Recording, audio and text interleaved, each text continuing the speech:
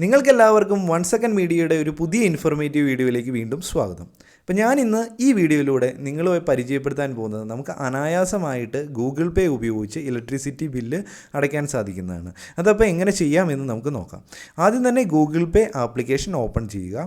Open ചെയ്തതിന് ശേഷം new payments എന്ന ഓപ്ഷൻ സെലക്ട് ചെയ്യുക. അപ്പോൾ ഇത് സെലക്ട് ചെയ്ത് കഴിയുമ്പോഴത്തേനും നിങ്ങൾക്ക് ബിൽ പേയ്മെൻറ്റ്സ് എന്നൊരു ഓപ്ഷൻ ലഭിക്കും. അതൊന്ന് ക്ലിക്ക് ചെയ്ത് ഓപ്പൺ ചെയ്യുക. അപ്പം നമുക്ക് കുറേ കാറ്റഗറീസ് കിട്ടും. അതിൻ്റെ അത് നമ്മൾ ഇലക്ട്രിസിറ്റി എന്ന ഓപ്ഷൻ സെലക്ട് ചെയ്യുക. അപ്പോൾ നമുക്കിവിടെ KSEB കേരള ഇലക്ട്രിസിറ്റി എന്ന ഓപ്ഷൻ ലഭിക്കും. അതൊന്ന് ക്ലിക്ക് ചെയ്ത് ഓപ്പൺ ചെയ്യുക.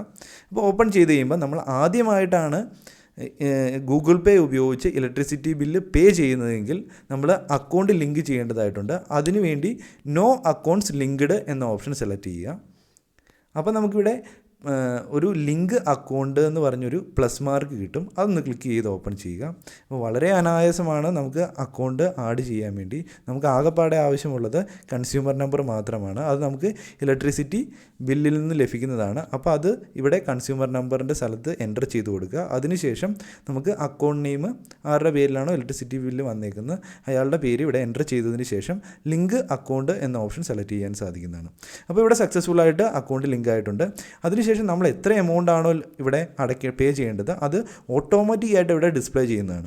അതിനുശേഷം നമ്മൾ ആകെപ്പാടെ ചെയ്യേണ്ടതെന്ന് പറഞ്ഞാൽ പേ ബിൽ എന്ന ഓപ്ഷൻ ക്ലിക്ക് ചെയ്ത് കൊടുക്കുക.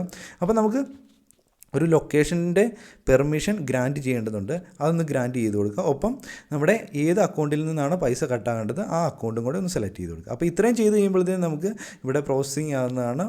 അതുപോലെ തന്നെ ഉടനെ തന്നെ നമ്മുടെ ഇലക്ട്രിസിറ്റി ബിൽ റീചാർജ് സക്സസ്ഫുൾ ആകുന്നതാണ്. അപ്പോൾ നമുക്ക് ഈ രീതിയിൽ നമുക്ക് അനായാസമായിട്ട് ഗൂഗിൾ പേ ഉപയോഗിച്ച് ഇലക്ട്രിസിറ്റി ബില്ല് അടയ്ക്കാൻ സാധിക്കുന്നതാണ്. അപ്പോൾ ഞാൻ വിചാരിക്കുന്നു ഈ വീഡിയോ നിങ്ങൾക്ക് വളരെ ഉപകാരപ്രദമായെന്നും ഇഷ്ടപ്പെട്ടുവെന്നും. അങ്ങനെയാണെങ്കിൽ തീർച്ചയായും ലൈക്ക് ചെയ്യുക. അപ്പോൾ ഒരു പുതിയൊരു വീഡിയോ ആയിട്ട് ഉടൻ കാണുന്നതുവരെ good bye and Jai Hind.